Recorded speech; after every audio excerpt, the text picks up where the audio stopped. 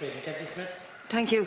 Well, I think the most interesting contribution so far is the previous one from Deputy Curran, because like Deputy Boyd Barrett, I heard those ads and thought, great, we're going to help to protect workers and give them some reassurance out there. But it seems from Deputy Curran's contribution that this was part of an exercise to see how big and how grave and how deep the problem is.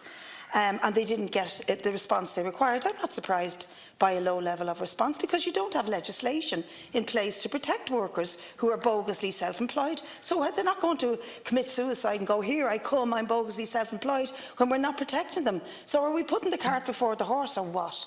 And that's why I think you've made a strong argument for why this should pass with the rest of the legislation, or at least we should have the right to vote on it.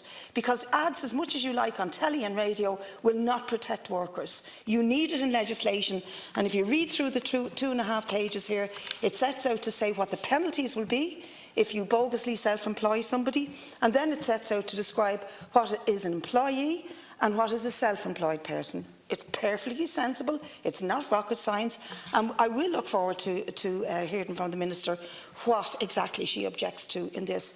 At the department, or at the committee scrutiny of department officials who came in, what I was most interested to hear from them was, because I remember once upon a time when I did work for Mandate Trade Union, we used to comment that there were more dog wardens in the country than there were labour inspectorates, and that there was a low level of oversight on employers and how they behaved. And it was very difficult to win cases in what was then the LRC on employment legislation, because employment legislation, I'm sorry to say, is weak in this country. It is not as robust as it is in Europe, for example, and the best people to ask about that, in fact, are the Ryanair workers who, and one of the highlights for all of us, I think, of the year as we leave it, was, as well as repeal, was the other roar, and that was Ryanair, and the success that they achieved across Europe in forcing a boss who was intransigent, would never, ever have anything to do with unions, called them commies that, you know, lived in a Stalinist era, but was forced to deal with them. And the first people to tell you what it is like to be bogusly self-employed are the pilots in Ryanair, and many of them have been subject to criminal charges in other countries because of the bogus nature of their employment with that company. Now, so I really do think we have to hear clearly from the Minister what she's saying about this,